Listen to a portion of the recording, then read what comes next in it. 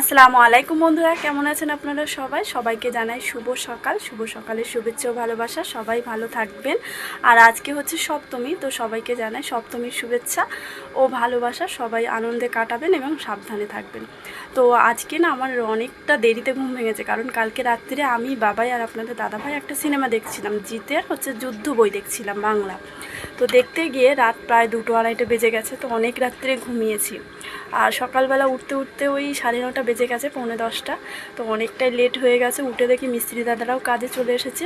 তো তখন তার ভিডিও করা হয়নি, তাড়াহুড়ো করে সমস্ত কাজকাম বাসি করলাম, করে মিস্ত্রি দাদাকে চা দিলাম, চা দিয়ে এখন করে নিচ্ছি মিস্ত্রি দাদাদের খাবার। তো রুটি আর বা লুচি করতে আর ভালো লাগছে না, তাই একটু বিরিয়ানি করে দিচ্ছি।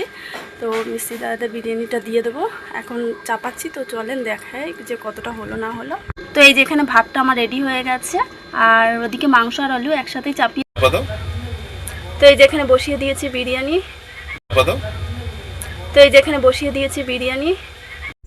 তো বন্ধুরা, আপনাদের সঙ্গে দেখা হয়েছিল সেই সকালবেলা, বিরিয়ানি রান্না করেছিলাম তখন দেখা হয়েছিল, তারপরে কিন্তু আর দেখা হয়নি।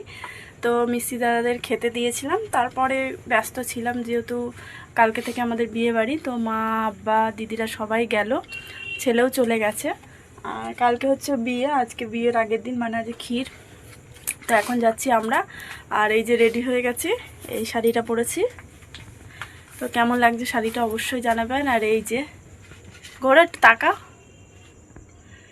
পান খেতে ব্যস্ত, ওই জামাটা পরেছে। তো অবশ্যই কেমন লাগছে কিন্তু জানাবেন। তারপরে ওখানে গিয়ে আবার আপনাদের সঙ্গে দেখা হচ্ছে। আর রাস্তায় যাব, যেহেতু আজকে অষ্টমী, তো প্রত্যেকটা পুজো প্যান্ডেল দেখতে দেখতে যাব। তো আমাদের অশোকনগরের পুজো প্যান্ডেলগুলো অবশ্যই আপনাদের সঙ্গেও শেয়ার করব। তো চলেন দেখা হচ্ছে পরে। তো এখন পুরোপুরি রেডি, এখন আমরা বেরোবো। তো চলে। তো এই যে আমি বাইরে বেরিয়ে এসেছি, আর ওদিকে কিন্তু আজান হচ্ছে, আজান হয়ে গেছে। এটা হচ্ছে রাত্রি এশার আজান হচ্ছে। আর এখন আপনাদের দাদাভাই হচ্ছে তালা মারবে। তো আমরা এখন রওনা দেবো, চলে।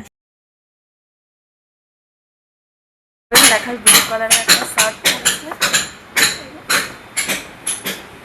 এই যে রেডি হচ্ছে এখন, দেখাই যাচ্ছে। তো এই যে আপনাদের দাদাভাই আসছে, আর বাড়িতে তো মিস্ত্রিরা কাজ করছে, সেটাই হচ্ছে। হ্যাঁ হ্যাঁ, বাড়ি যেহেতু মিস্ত্রি দাদারা কাজ করছে। তো এই যে রাস্তায় দাঁড়িয়ে আছি এখন। আর আপনাদের দাদাভাই গেল বাইকটা আনতে আমার দিদিদের বাড়িতে। ওই যে যাচ্ছে, দেখতে পাচ্ছেন। তো আমরা এখন বেরোবো। তো এত গরম লাগে সাংঘাতিক। এখন ভাবছি যে বেনারসিটা পরে কিন্তু ভুলই করলাম।